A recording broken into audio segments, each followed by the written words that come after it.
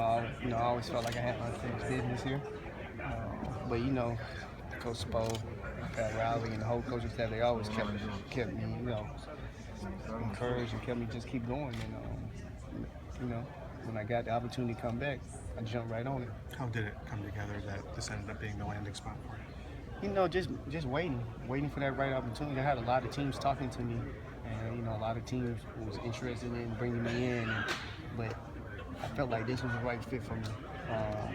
Just the way they play, the style of basketball. I feel like I know their system, by playing, here 6 years ago, same coaching staff, same everything, and also playing against them in playoffs the years we have played against them. So it was, it just felt like it was a perfect fit for me. That was 6 years ago. When I was here in camp, yeah. This is gonna be my 9th year. I know. It flies, don't it? Yes, it does. Yes, it does. What have they? I guess the better question to ask me your expectation about competing for a roster spot. I mean, it's obviously there's a ton of competition at every spot in this camp. What's your expectation? I think it's high. I mean, I'm always sure of myself. I know what I can do, where I can bring to the table, and what I can provide. I've never shied away from no competition before, but I feel like the core group that they have so far, I think we can really do big things here.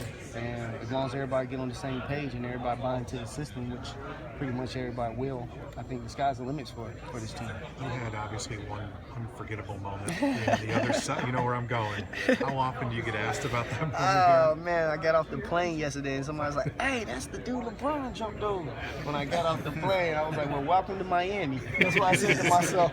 It's good. It was a hell of a play. I mean, I haven't watched it in a while, but every time I walk into the locker room, they got a big picture of him jumping over me before you enter into the locker room. So I'm always reminded of what happened here. I was going to ask if you saw that. Juwan Howard pointed it out to me from the jump, but hey, it's part of the game.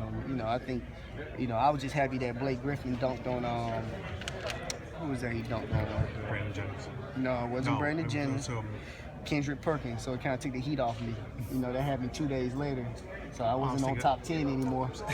I ended up moving. It was DeAndre that killed. That was no, it was Blake Griffin dunked on. No, it was DeAndre later. Yeah, DeAndre later, but Blake Griffin dunked on Kendrick Perkins 2 days after I got jumped over, so it took the heat off me. So I was cool after that. And to recap, who should be better at defending the rim, you or Kendrick Perkins? Kendrick Perkins should be. I mean, I didn't even see LeBron coming. I tell you the truth, I bagged into the defensive spot I was supposed to be in. I can recall the play Rip Hamilton got back screen. He was supposed to get through the screen. I had to end up taking that, and I caught the bad end of it. I didn't really know what happened until I got subbed out the game, and I saw the replay. I was like, I just didn't want to I turned on my phone. I turned my phones off when I got into the locker room. You were just doing your job, right? Hey, yeah, I actually let somebody jump over me. It was crazy. I mean, just the messages I got that day was crazy. And then Twitter, now social media. It was a pretty tough 48 hours reading everything.